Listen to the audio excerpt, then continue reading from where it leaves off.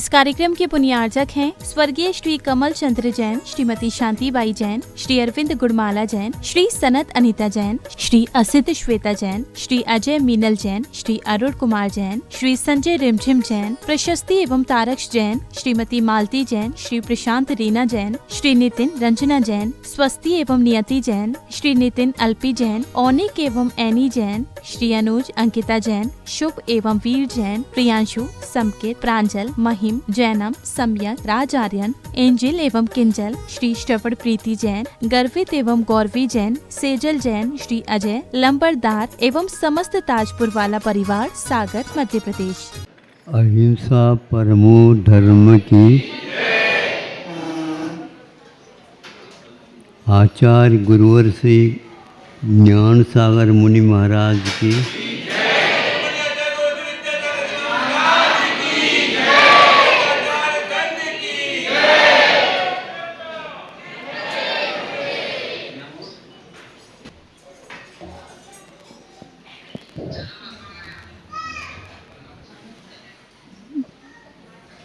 जहाँ तक मोक्ष मार्ग है, लोगों की धारणा है बहुत कठिन है, हम लोगों के वश की बात नहीं है। धुरंधर ज्ञाता दृष्टा जो होते हैं वही इसको पा सकते हैं, बाकी हमारा नहीं। किंतु ये भूल भरी बात है, क्योंकि मुझे यदि बोलना नहीं आता है तो मोक्ष मार्ग कहता है कोई बात नहीं। दूसरों की आलोचना करने के विषय में आप कुछ भी नहीं बोलो तो मोक्ष मार्ग आपका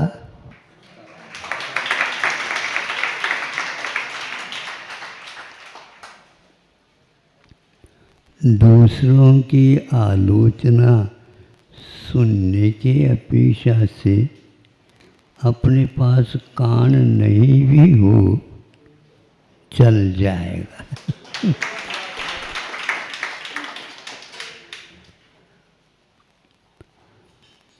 और क्या है आप लोगों के पास?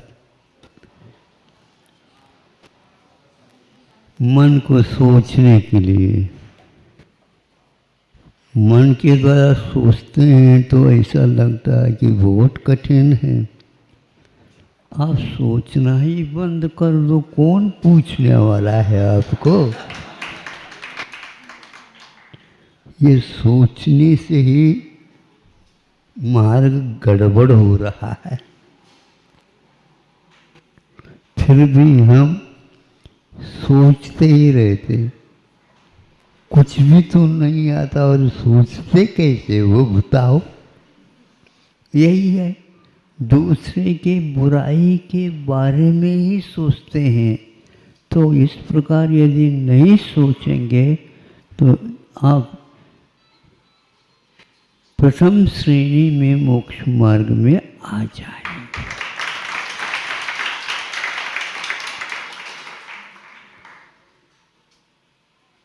इस प्रकार मान लो हाथ है लेकिन बहुत गड़बड़ करता है, दूसरे को चाटा दे देता है, वो करता है, ये करता है। ठीक है, ऐसा कर लेना, इस हाथ से काम ही नहीं देना और हाथ के ऊपर हाथ रख करके बैठ जाओ तो ये हाथ अपने आप तो उठेगा नहीं। यदि आप कुछ गलती करके आ गए हैं, हाथ पर हाथ बैठ करके बैठ जाओगे तो सामने वाला आएगा, एक मान लो गाल के ऊपर थप्पड़ दे देता है तो बिना बोले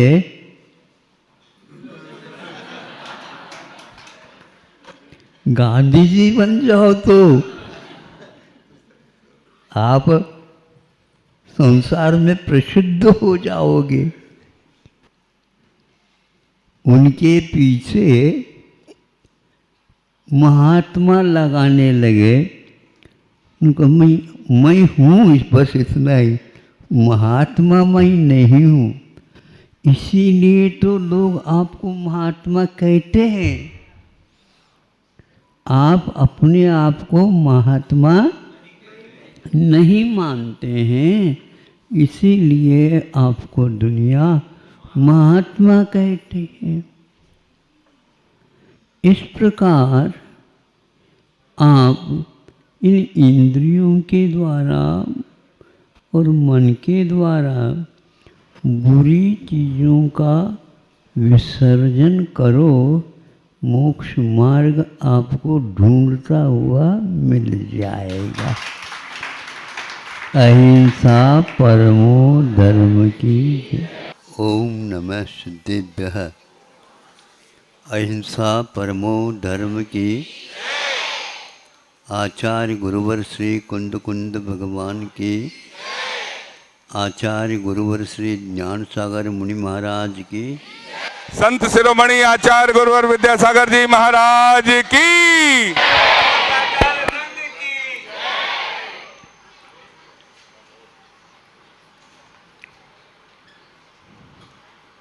गाड़ी कहीं छूट न जाए, इसलिए सभी लोग अपने मित्र मंडली को भी छोड़ देते हैं। सबको छोड़ करके पहले गाड़ी को पकड़ने का प्रयास करते हैं। उनको भी लग रहा होगा अपने को भी लाभ मिलने वाला है। धार्मिक अनुष्ठानों में इस प्रकार का उत्साह है, आगे के भविष्य को जो उज्ज्वल है वो दिखाता है पहले से।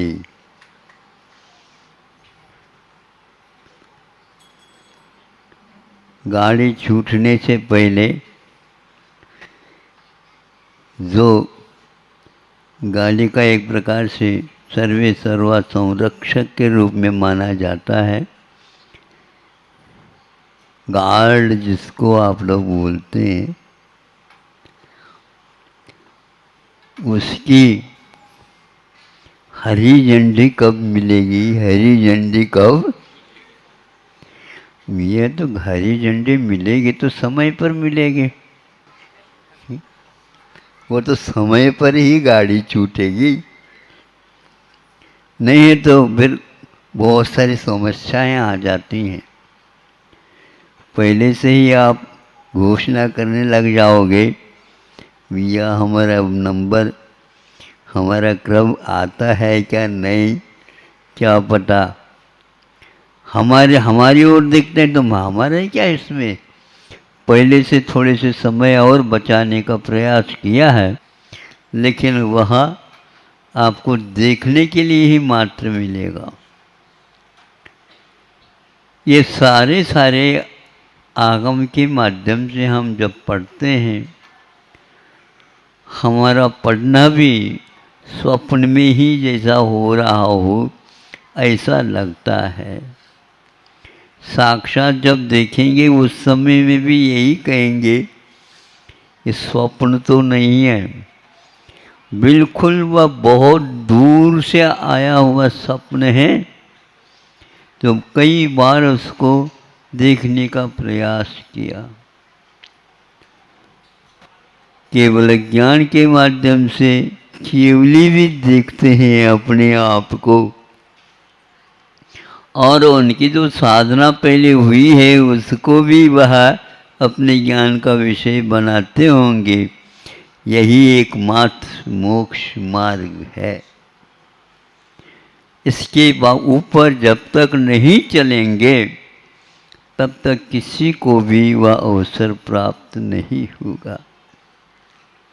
एक बार प्राप्त करना होता है और जो दुनिया के कार्य हैं बार बार प्राप्त करने की कोशिश की जाती है, किंतु कैवल्य की उपलब्धि, मोक्ष की प्राप्ति एक बार प्राप्त करना है। महाराज हम ये कर सकते हैं? अरे आत्मा का स्वभाव तो है ही, उस ओर देखने की आवश्यकता है। जो प्रथम श्रेणी में और प्रथम अंक में आ जाता है, उस विद्यार्थी को पूछा जाता है, क्यों आपने क्या देखा था इतना जो आज प्रथम श्रेणी का प्रथम वर्ग में आए हुए हो? ऐसी कौन सी मेहनत की? इन लोगों ने भी तो की होगी। हमने तो इतना ही समझता था, अब की बार इस पुरुषार्थ में मुझे निकलना तो है, प्रशासन की बात है। लेकिन निकलना ऐसे सोचने वाले प्रथम श्रेणी में कैसे आ गए? ये स्वप्न है हमारा। हमारा तो निकल जाए बस इतना ही पर्याप्त है। ऐसे ही हम बड़े बड़े परों के साथ जो जाते हैं, जाने दो, हमें समुद्र में मिल जाए इतना ही पर्याप्त है। और एक यावत जीवन, जब तक जीवन रहेगा तब तक मैं यह कार्य करता रहूँगा, इसी श्रेणी से करता रहूँगा। ऐसे भी व्यक्ति होते हैं, उस प्रकार के व्यक्ति से संपर्क रखने से, उनके आसपास में रहने से, उनकी शैली को देखने से भी अपने भीतर मन में उत्साह जागृत होता है।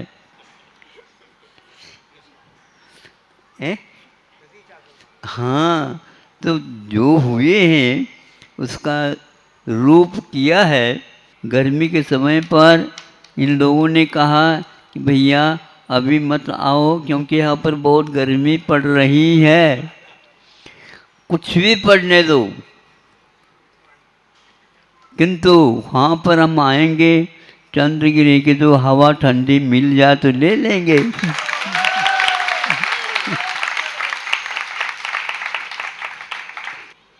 तो ये बहुत अच्छा है। समय खिसकता खिसकता जा रहा है और वह निश्चित समय सामने आ रहा है। प्रभु से प्रार्थना है ये चातुर्मास सब लोगों के मन के अनुसार और जो लक्ष्य ले रखा है उसकी पूर्ति में, समापन में अब ज़्यादा समय नहीं, स्टेशन पर अब गाड़ी ज़्यादा नहीं रुकती।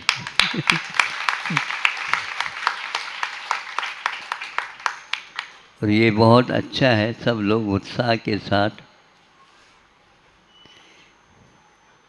पहले ही हमें कलशा लेना है, इसलिए पहले ही 2-3 दिन पहले आए। ऐसे भी व्यक्ति हैं किसी को बताते नहीं और एकदम खड़े हो जाते हैं। रहता ही ऐसा ही, उत्साह ऐसा ही होता है। उत्साहित करने से भी बहुत कुछ काम होता है, बनता है। ऐसे ही आप लोग अच्छे कार्यों में स्वयं उत्साहित होकर के औरों को भी उत्साहित करते रहो, इतना ही पर्याप्त है। अहिंसा परमो धर्म की। ओम नमः शुद्धेभ्यः, ओम नमः शुद्धेभ्यः, ओम नमः शुद्धेभ्यः। अहिंसा परमो धर्म की। आचार्य गुरुवर श्री कुंद कुंद भगवान की। आचार्य गुरुवर श्री ज्ञान सागर मुनि महाराज की जय। पथ है, साध्य है, वह अपने जीवन में करते रहें। यदि यह पथ हमारा सम्यक दर्शन के साथ रहेगा असंयम दशा में जाने के उपरांत भी यह पथ हमारे लिए उसी मोक्ष मार्ग तक ले जाने वाला है।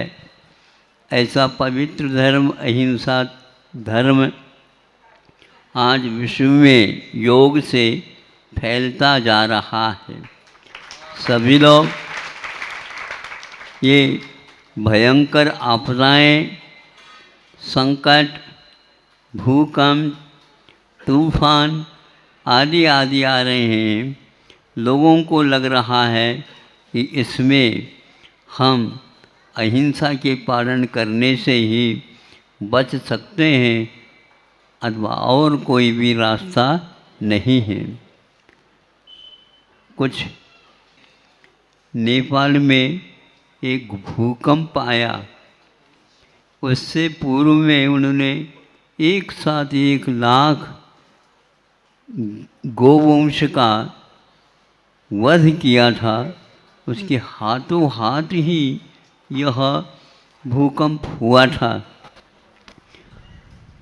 शोध करने से ज्ञात हुआ है इन जीवों के जो निरपराध जीव हैं उनके लिए इस प्रकार यदि वध किया जाता है, उसकी वेदना के कारण ही धरती पर यह विप्लव हो जाता है। तो हाथों हाथ वहाँ पर लगता है, क्योंकि एक वेदना समुद्घात होता है तो उसका परिणाम यही बताया है। इसलिए हमें ऐसी वेदना को भी स्वीकारना नहीं, या उसके योग कोई कार्य भी ऐसा नहीं करना है जो हमारे निमित्त से धरती पर संकट आ जाए, प्राणियों को आहत होना पड़े। इसको दयामय धर्म को ही एकमात्र शरण मान करके चलना चाहिए।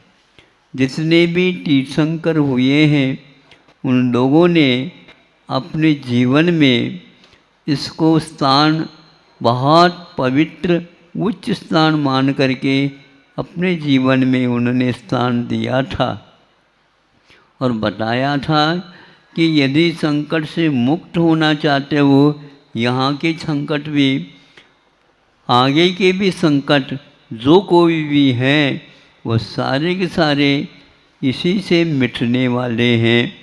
ऐसा यह दया में धर्म ही मूल है। पाप मूल अभिमान कहा गया है। हम बिना प्रयोजन का उसका कुछ है ही नहीं, अर्थ ही नहीं है, अभिमान करते चले जाते हैं। फलस्वरूप राम के स्थान पर रावण को ही नरक जाना पड़ता है। दोनों में युद्ध हुआ, सब कुछ हुआ, लेकिन राम का तो एक बाल का भी बाका नहीं हो सका और रावण चिल्लाता चिल्लाता ही गया, क्योंकि उसने अपने पद का भी मूल्य नहीं समझा। इसका क्या पवित्रता है इसकी, ये भी नहीं समझा। फलस्वरूप उसी भव से उसको नरक जाना पड़ा। किंतु जब वह भी सोच रहा है और वह भी आगे जा कर के इसी पवित्र धर्म को स्वीकारेगा, ऐसा शास्त्रों में कहा गया है। आप लोग पतित से पावन बनना चाहते हैं, अपने आप को पतित होने के कार्य किए, इसलिए ऐसा हुआ है। यदि पावन बनने के आप भाव रखते हैं, पवित्र कार्य अपनाते हैं, निश्चित ही आप लोगों के जीवन में वह दिन, वह समय, पल अवश्य आएगा और आपका मुख मोक्ष की ओर हो जाएगा। इधर देखते हैं तो मोह है और सामने देखते हैं तो मोक्ष है। एक ही हाथ में दोनों ये पहलू हैं। और किसकी उपासना करना चाहते हो, तो इसके लिए मोक्ष की यदि प्राप्ति चाहते हो तो भगवान ने हमेशा हमेशा यह अभय का हाथ दिखाया है। किसी को आप अपना हाथ ऐसा मत दिखाओ, यह क्रूरता का प्रतीक है और यह अभय का प्रतीक माना गया है। प्रत्येक व्यक्ति को, प्रत्येक जीव को यह शरण मिले, ये एक ऐसा शरण है, चत्वारि शरणम पवज्झामि। अरहंत भगवान, सिद्ध भगवान, आचार्य परमेष्टि, उपाध्याय परमेष्टि और साधु परमेष्टि, ये पंच परमेष्टि ही हम लोगों के लिए मंगलकारी है और आगे भी जीवन में मंगलकारी हमें बने रहें। चत्वारि लोकोत्तमा, ये चार ही उत्तम है लोक में, रहत सिद्ध आचार्य उपाध्याय आदि। इसी प्रकार उपाध्याय परमेष्टि, आचार्य परमेष्टि और साधु परमेष्टि हमारे लिए उत्तम है, मंगल है और शरण योग्य है। और तीन लोक में जो महाभगवान के द्वारा उपदिष्ट दयामय धर्म हम लोगों के लिए शरण हैं। प्रभु, हम कहीं भी चले जाएं, किंतु यह मंगल, उत्तम और शरण न बिछुड़े अथवा हमसे ये दूर ना हो और मुक्ति जब तक न मिले यह हमारे पास बना रहे। देवगति में असंयम भले ही होता है, लेकिन यहाँ से मुक्त होना है तो उसी गति से नहीं होना है, तो देवगति को, उसमें भी स्वर्ग को प्राप्त करना अनिवार्य है। और जो यहाँ पर प्राप्त करेगा बहुत कम समय में भी वह साक्षात सीमंदर भगवान का दर्शन अवश्य ही करेगा। सम्यक दृष्टि तो यही करता है। और आप लोग अपने सम्यक दर्शन टिकट को सुरक्षित रखिए, क्योंकि इसके बाद तो देवगति होना है, इसी गति से तो मुक्ति होना नहीं है। फिर वहाँ से डायरेक्ट ही सीमंदर भगवान के पास गाड़ी मिलेगी, सभी को मिलेगी, लेकिन ये टिकट जो रखा है सुरक्षित उसी को मिलेगी, इसलिए खरीद लो टिकट। यह है टिकट मंगल के प्रति, उत्तम के प्रति, शरण के प्रति, केवली भगवान के द्वारा बताया हुआ धर्म के प्रति यदि आस्था रखता है तो उसको अवश्य ही इस टिकट के माध्यम से पुरस्कृत किया जाएगा और आगे उसके लिए बहुत सरल मार्ग होगा। जब तक मुक्ति न मिलेगी तब तक वह सम्यक दर्शन टिका रहेगा, तो मुक्ति तो अवश्य मिल ही जाएगी। झिझकते हुए मुख से संख्या निकलती इनकी जैसे तोतला रहे हो, लेकिन फिर भी अपनी कुवत को भी तो देखना ही पड़ता है। उस कुवत के अनुसार अपने गृहस्थ आश्रम को भी चलाते हुए, गृहस्थ आश्रम का अर्थ गृहस्थ नहीं है, किंतु घर में रहते हुए इन तीनों चीज़ों की रक्षा अपनी अपनी क्षमता के अनुसार करते रहते हैं। यह है श्रमण और श्रावक, ये दोनों एक धर्म के दो पहिया हैं। और इनमें से एक पहिया नहीं हो तो आगे गाड़ी बोलो नहीं चलेगा ना। इसीलिए आप लोग अपने अपने चाक को सुरक्षित रखिए, उसमें बीच बीच में ओंघन जिसको बोलते हैं, तेल जिसको बोलते ओंघन वो डालते रहिए और हम भी आप लोगों के लिए आशीर्वाद दे करके कहते हैं हम, और हम आगे आगे होते हैं और आप पीछे पीछे पीछे नहीं रहना बहुत देर दूर तक। आवाज़ लगाओ ऐसे कहेंगे, हम रुकेंगे भी नहीं और आवाज़ भी इसलिए नहीं लगाएंगे, उसके बिना आप पैर जल्दी जल्दी उठाएंगे नहीं, इसलिए हम कभी रुकने वाले नहीं हैं। हमारे गाड़ी में जो बैठना चाहे बैठ जाए, लेकिन गाड़ी रुकती नहीं सोच लो। और इसमें हम कोई लगेज वगैरह नहीं रखवाते हैं। अब आपने नाती को भी रखो, पोता के भी रखो, पराले को रखो, ये यहाँ पर नहीं चलेगा। एक टिकट का स्वामी एक ही रहेगा। ठीक है, ठीक है, सिंगल ही है, अच्छी बात है। सिंगल हुए बिना हम उसको रखते ही नहीं। बहुत अच्छा, आत्मा तो एकाकी ही है।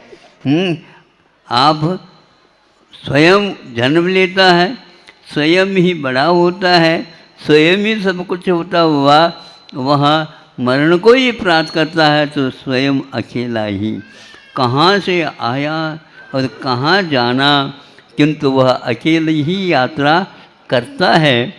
अब यह सुरक्षित स्थान तक पहुंचाने वाला यह रास्ता, यह पथ हमारे लिए हमेशा हमेशा शरण रूप हो और भगवान हमारे लिए हमेशा हमेशा स्मरण आते रहें और इसी माध्यम से हमारी गाड़ी आगे पहुँचेगी और सुरक्षित पहुँचे। जल्दी नहीं, जल्दबाजी भी नहीं, किंतु भूल हुए बिना हम भूल से दूर रहते हुए और एक एक कदम रखते चले, पैरों को गति देते रहो, इसके द्वारा सद्गति हो। इतना ही कह करके पूर्ण करते हैं महावीर भगवान की। ओम नमः सिद्धेभ्यः, ओम नमः सिद्धेभ्यः। अहिंसा परमो धर्म की आचार्य गुरुवर श्री कुंद कुंद भगवान की, आचार्य गुरुवर श्री ज्ञान सागर मुनि महाराज की,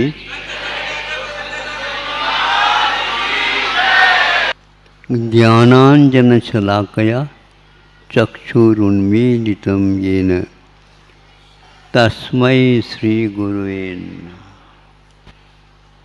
उन गुरु महाराज को बार बार नमस्कार करता हूँ जिन्होंने अपने सम्यक ज्ञान के माध्यम से जैसे आँखों में ज्योति को उभारा जाता है अंजन शलाका के द्वारा, वैसे हम लोगों को गुरु ने नेत्र ज्योति दी है जो मोक्ष मार्ग में काम में आती है। यह जो चक्षु चरम चक्षु केवल मूर्त को ही दिखाती है और मूर्त में भी केवल रूप को ही दिखाती है। वहीं पर रस भी रहता है, गंध भी रहती है और गुण भी रहते हैं, किंतु केवल आँख के माध्यम से आप रूप को देखते हैं। भगवान की भांति ये गुरु हमें रूप को क्या स्वरूप को भी दिखा देते हैं। ऐसे गुरु महाराज जो भगवान कभी कभी बोल सकते हैं हमारे साथ और हमारी शंकाओं का समाधान कर सकते हैं, किंतु समूह शरण में वहाँ पर कोई भी पास जा कर के उनके चरण स्पर्श नहीं कर सकते। यह नसीब गंधर्व परमेष्टि को भी प्राप्त नहीं होती, किंतु गुरुदेव के कारण हम ये सब कुछ उपलब्ध हो जाता है।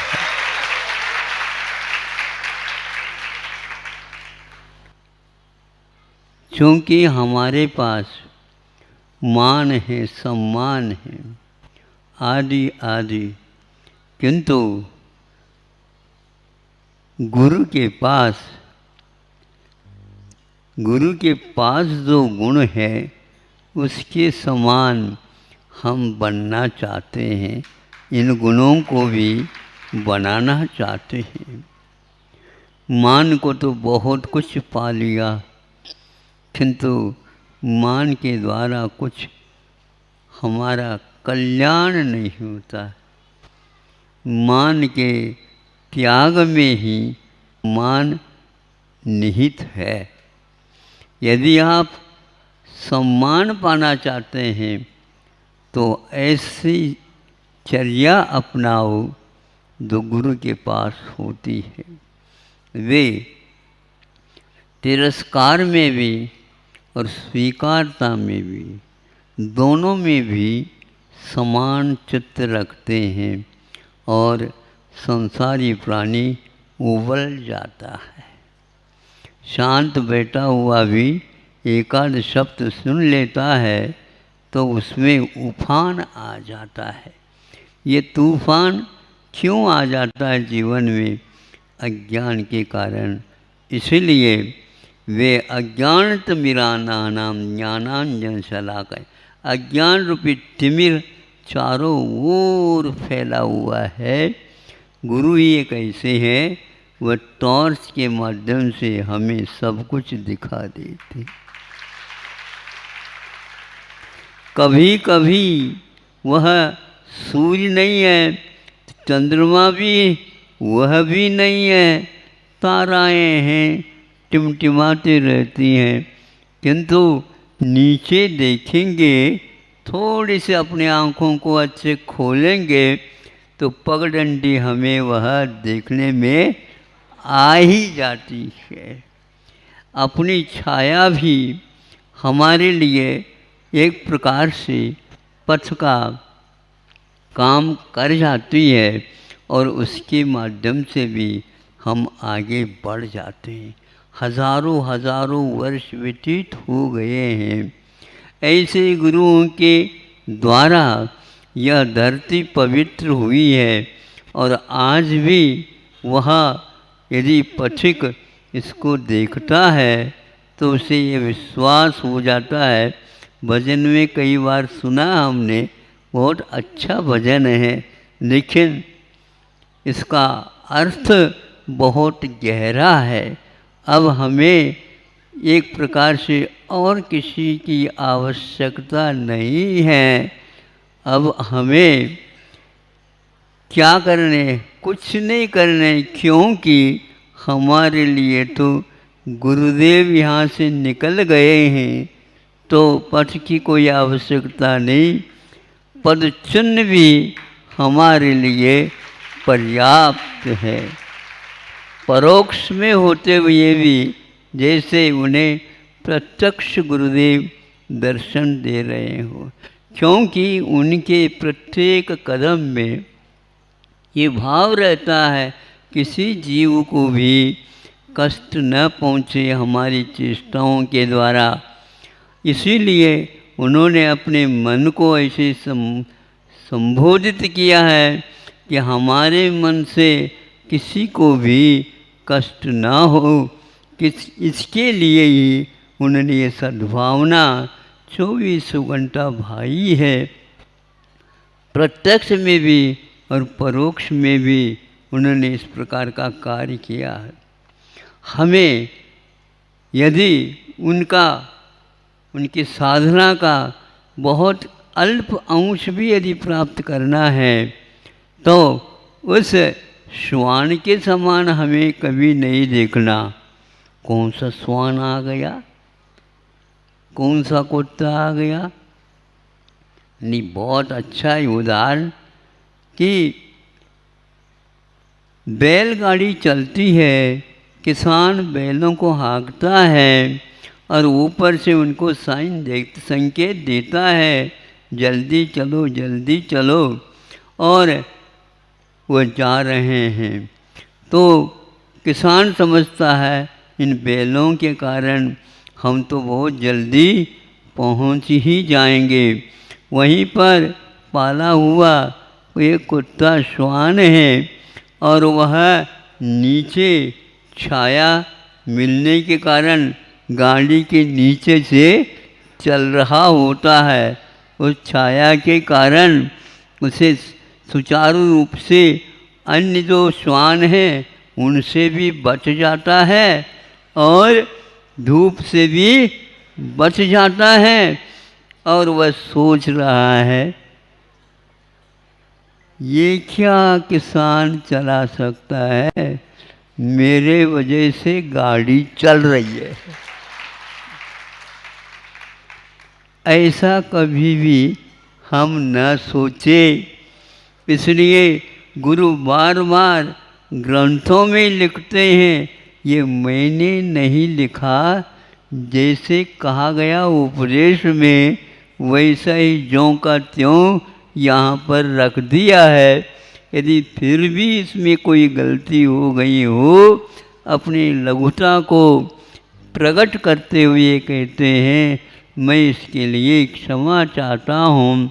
और सब लोग इसको शोध करके सुधार करके इसका अर्थ जो बहुत गंभीर है उसको समझने का प्रयास करना चाहिए। गुरु बने बिना प्रभु बोल ही नहीं सकते।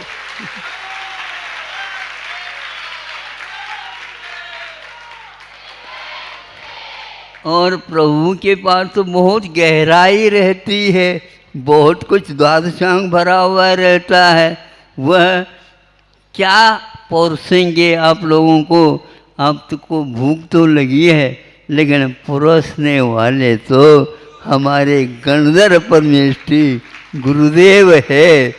जग के द्वारा या मान लो सर्वप्रथम हंडे के द्वारा, हंडा में पानी भरा रहता ना, तो आपको पिला लिया जाए तो ये क्या कर रहे हो, मैं इसमें से एक बूंद भी नहीं पी पाऊँगा, सारा मेरे ऊपर आ जाएगा। या आप दोस्त छोटा सा और ले आओ, छोटा तो ले लिया लेकिन उसमें भी काम नहीं बना, क्योंकि दूसरा वो ले लो, क्या है, जग है, जग ले लिया, जग में भर दिया पानी, फिर इसके उपरांत वो पिलाने लगा, क्योंकि पानी की धार बन गई, धार। गुरुदेव भी ऐसे ही धारदार जग के माध्यम से हमारी प्यास को बुझाने वाले हैं।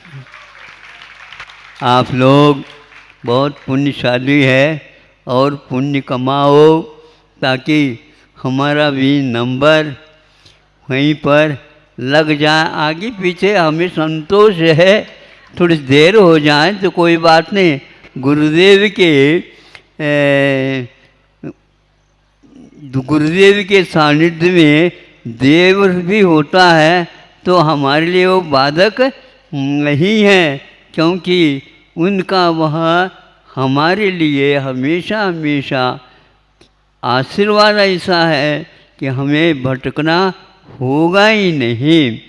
ऐसे ये गुरुदेव हैं, उनके शास्त्र हैं लिखे हुए, उनके उपदेश हैं। और उसके बाद जब कभी भी वो चले जाते, दूसरे और गुरुओं को छोड़ करके चले जाते हैं। एक घर में यदि मान लो पिताजी कुछ बाहर जाने जाते हैं तो घर में और जो शेष हैं उनको संकेत देते हैं, सब यथावत कर लेना, फिर डरने की बात है नहीं, और वह व्यवस्थित हो जाता है।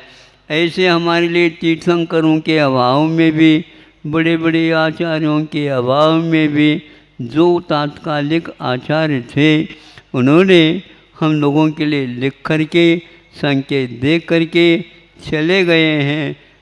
इस समय हमें कोई भी उसका कष्ट नहीं है। मार्ग पर चलते हैं तो बीच में नदी आ जाती है, अब कैसे पार करें? धार बहुत तेज़ी के साथ चल रही है, तो सेतु यानी ब्रिज बनाया गया है और वह पुल बनाया गया है, उसके ऊपर से आप चले जाते हैं। यदि मान लो सेतु नहीं मिला है तो नाविक मिलता है, नाव चलाता रहता है और आप वहाँ पर प्रतीक्षा करते हैं। उस तट से इस तट की ओर आता है नाविक और आप लोगों को बिठा करके कहाँ तक ले जाता है? घर तक नहीं, इस तट से उस तट तक ले जाता है और वो कह देता है भैया आप कष्ट नहीं पाना, अब अपने अपने घर चले जाना। अब घर को भी तो ढूंढना पड़ेगा। लेकिन तीसरा एक व्यक्ति वह मिलता है जो गुरु है, उन सब बाधाओं को पार करा करके हमें जब तक मुक्ति नहीं मिलती तब तक साथ चलता है। हाँ, बड़े व्यक्ति मान लो बड़े कदम रहते हैं और छोटा सा बालक उनके उंगली पकड़ करके चल रहा होता है, आप अपने दम को पूरा रख नहीं सकते। जैसे बालक चल रहा है उसी गति से आप भी चलते हैं क्या नहीं? हैं? हाँ, क्योंकि ज़्यादा आप तेज़ी से चलेंगे वह चल नहीं पाएगा और न ही भाग पाएगा। इसलिए उसकी ख्याल रख कर के आप भागते नहीं। उसी प्रकार गुरु भी हम लोगों के लिए समझाते हुए ऐसे समझाते हैं जब तक समझ में नहीं आता है, तो बीच बीच में भगवान ने तो आज तक किसी के कान को पकड़ा नहीं, लेकिन गुरु छोड़ते नहीं किसी को और ऐसे कान पकड़ लेते हैं। शिष्य को कैसा लगता और थोड़ा खींच ले तो ठीक ही है। पहले आए वे अपने तप वगैरह कर लिए और बाद में प्रतीक्षा होती है। गंधर्व परमेष्टि जब तक नहीं होते तब तक महावीर भगवान भी प्रतीक्षा करते हैं। 66 दिन तक प्रतीक्षा हुई है, तब गंधर्व परमेष्टि मिले हैं और वो जाते ही उनका अभिमान समाप्त हो जाता है और सम्मान के भाव जागृत हो जाते हैं और दिगंबरत्व को उन्होंने सीख लिया, स्वीकार कर लिया। जीवन का बदलाहट अनिवार्य है। ऐसे ही प्रभु से और ऐसे ही गंधर्व परमेष्टि से हमारी भावना है। अहिंसा परमो धर्म की वह दिव्य ध्वनि क्यों नहीं खिली इनकी, पूछा जाता है। लगता है तीर्थंकर प्रकृति में भी कुछ जघन्य मध्यम उत्कृष्ट इत्यादि का भेद हो सकता है। और दूसरी बात है, सारे के सारे भगवान अकेले नहीं हुए, हजारों हजारों मुनि महाराजों के साथ उनका दीक्षित होना हुआ था। किंतु अंतिम तीर्थंकर ही ऐसे हैं, उनके साथ कोई भी मुनि महाराज बने ही नहीं। और ये ध्यान रहे, जब तक केवल ज्ञान होने के बाद भी कोई न कोई शिष्य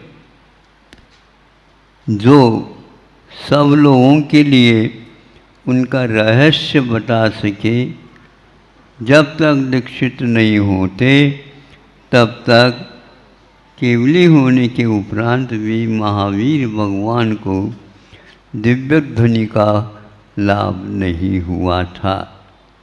देव भी उपस्थित थे असंख्यात, देवियां सहित थे,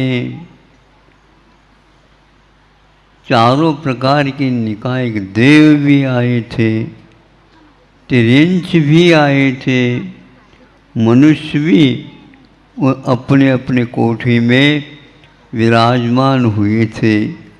लेकिन गणधर परमेष्टि के सिंहासन पर कोई भी नहीं थे और उसकी पूर्ति 66 दिन के बाद हुई। इसमें अंतराय 66 दिन तक दिव्य ध्वनि का नहीं खिरना, केवली बनने के बाद भी यह काम क्यों नहीं हुआ, आगम में इसका कोई विशेष उल्लेख नहीं, किंतु यह उल्लेख अवश्य मिला है। जब तक योग्य निमित्त नहीं मिलेगा तब तक वह उपादान भी काम नहीं कर सकता। तीर्थंकर प्रकृति के उदीरना के बाद में भी यहाँ गणधर परमेष्टि की आवश्यकता थी। जिस समय तीर्थंकर का वह प्रकृति का उदीरना होती है, उसी समय मनफली ज्ञान को विप्राप्त करके तीर्थंकरों के शिष्य गणधर परमेष्टि के काम करते हैं।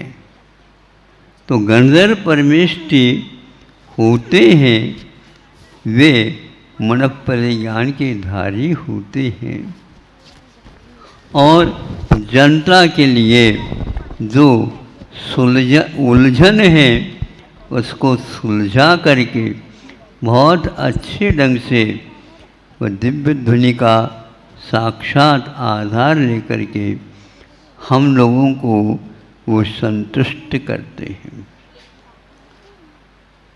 यह अवसर आज भी विदेह आदि क्षेत्रों में उपलब्ध है, किंतु यह उपलब्धि यहाँ पर नहीं है। यहाँ पर केवल 24 ही होते हैं, हो गए हैं, वर्तमान में भी थे और भविष्य में भी होंगे। तो इस समय आज खाली खाली है। कौन से खाली पद? सभी तीर्थंकरों के साथ जो कोई भी होते हैं वो सब खाली हैं। गणधर परमेष्टि भी खाली है। एक और विशेष बात कहना चाहता हूँ।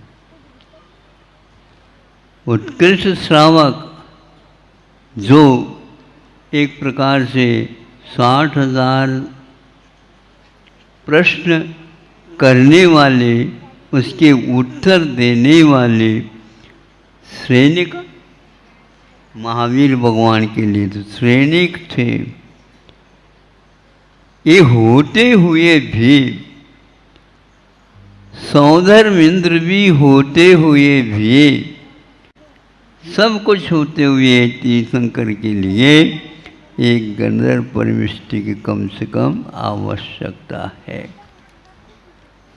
वह गणधर परमेष्टि अभी नहीं आ रहे हैं तो तब तक धन और ऋण दोनों मिलने से विज्ञान ने विद्युत का, करंट का उद्भव माना है। और इसी प्रकार दिव्य ध्वनि के खिरने में मनफर ज्ञान के धनी गणधर परमेष्टि गौतम गणधर जब तक नहीं आए तब तक करंट का उत्पन्न होना संभव नहीं हुआ, ऐसा हमारा विचार है। महाराज फिर तीर्थंकर पद का क्या मतलब होता? होता तो है, उन्हीं में तीर्थंकर पद है, उन्हीं में सब कुछ है, लेकिन जब तक गणधर परमेष्टि नहीं रहेंगे तब तक उसका विस्तारीकरण अथवा समोसरण को समझाने का कार्य उनके बिना नहीं हो सकता। बड़े बड़े जब लेखक काम करते हैं किंतु उसके ऊपर टिप्पणी आदि लिख करके उसके विस्तार करके खोल करके बताया जाता है। बहुत अच्छी बात यहाँ पर कही गई है। वह गंधर्व परमेष्टि के पास कितना मतलब कितनी शक्ति रहती है ये इससे ज्ञात हो जाता है। ऋण और ऋण एक बाल मात्र का भी यदि अंतर रहता है तो उसमें इस प्रकार का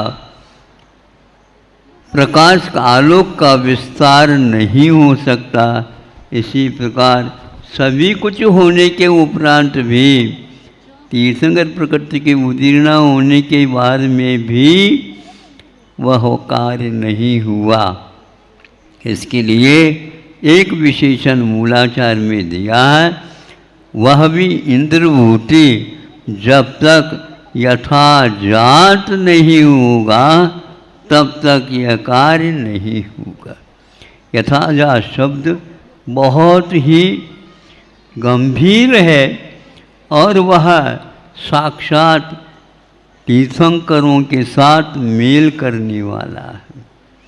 गंधर्व परमेष्टि को दीक्षित होने के बाद में ही वह पद उत्पन्न होता है ने विकसित होता है।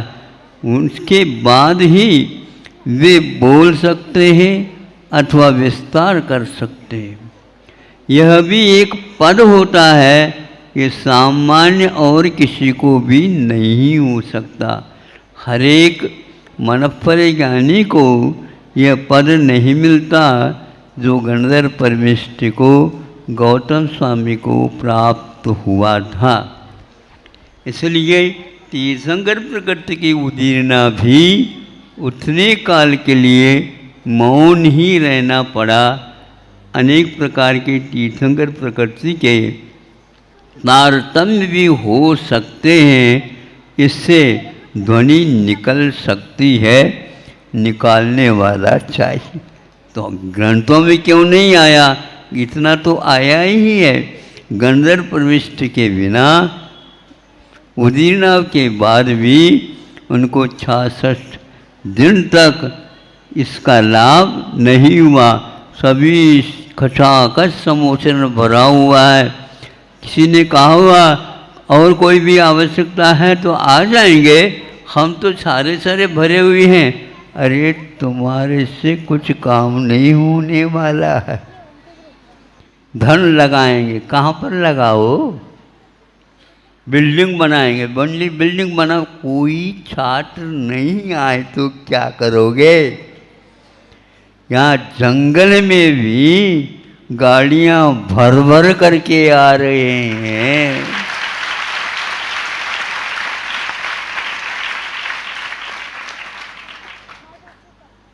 हम गए तो थे वहाँ पर दर्शन देने के लिए, फिर एक मांग करने लगेंगे।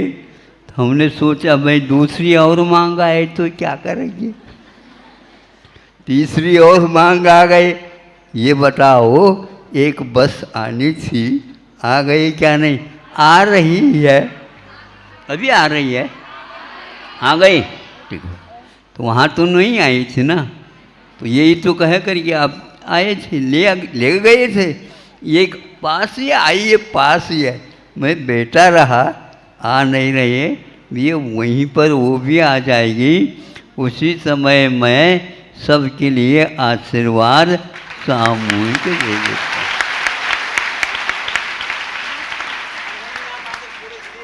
हाँ, तो बिल्कुल एक भी यदि मान लो छात्र रुक जाता है या एक भी प्रतिष्ठा मतलब प्रतिभाशाली नहीं आती है, तब तक तो आपको कहना ही पड़ेगा कि भैया प्रतीक्षा करो।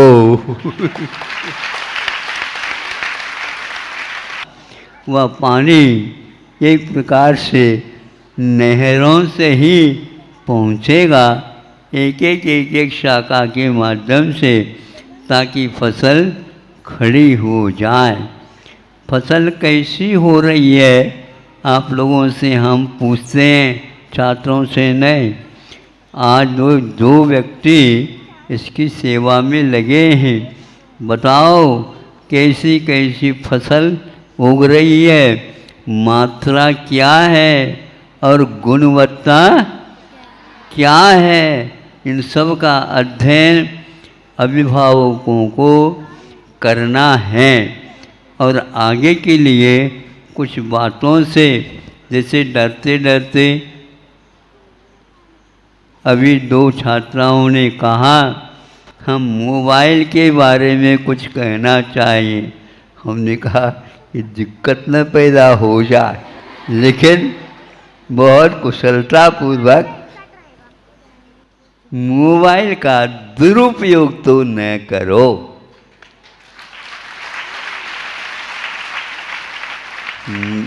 मोबाइल का दुरुपयोग तो नहीं करेंगे तो अवश्य ही अनेक संस्कारों के साथ यहाँ पर और छात्र आ सकते हैं और व्यवस्थापक थक सकते हैं। कहाँ कहाँ तक करना होता चला जाएगा, क्योंकि दान दाता हैं तो अवश्य ही अपनी संपदा का सही उपयोग करना चाहेंगे। यथा जात यह शब्द समूह शरण के लिए भी लागू हो गया और यथा जात का अर्थ शिशु या बालक होता है। वह बालक जैसा उत्पन्न हुआ है वैसा ही बाहर भीतर दोनों तरफ से राग द्वेष मोह मद मत्सर कषाय इनसे रहित होकर के ब्रह्मचर्य व्रत पालन करके छात्र और छात्राएं इस प्रकार के विद्यालयों में भर्ती होते हैं। फिर कुछ समय के बाद वे अपने घर भी नहीं जाना चाहते हैं। ऐसे भी छात्राओं का प्रबंध करना पड़ता है। हम घर नहीं जाएंगे, घर वाले आएंगे तो हमें देख करके चले जाएंगे, ऐसे उत्तर भी देते हैं। ये इसलिए कि भीतर से वे सारे के सारे निर्दोष हो करके ही विद्या का अध्ययन कर रहे हैं। ऐसे ही विद्यालय भारत में होंगे, पहले संख्या लाखों में थी, अब वहाँ तक आप लोगों को दौड़ लगाना है। लगाएंगे क्या? तैयारी कर लो और अच्छे ढंग से वहाँ तक दौड़ हो जाए, ताकि पूर्व भारत में कैसे विद्यालयों की परंपरा चलती थी वह पुनः देखने का हमें अवसर प्राप्त होगा। इतना ही कह करके यथाजात का अर्थ बालक भी होता, बालक ही होता है। माँ के सामने वह ज्यों का त्यों अपने हृदय को रखता है। उसी प्रकार आप लोगों को विषयों से कषायों से बचा करके यहाँ पर जो व्यवस्था है उस व्यवस्था में ही संतोष करके आगे और कदम उठाना है, ताकि सब लोगों को इस प्रकार की शिक्षा का लाभ मिल सके। समय बहुत कम था, ठीक है, आप लोगों की यह भी व्यवस्था की जाए। स्वर्ग जाने के लिए 20 घंटे नहीं लगेंगे।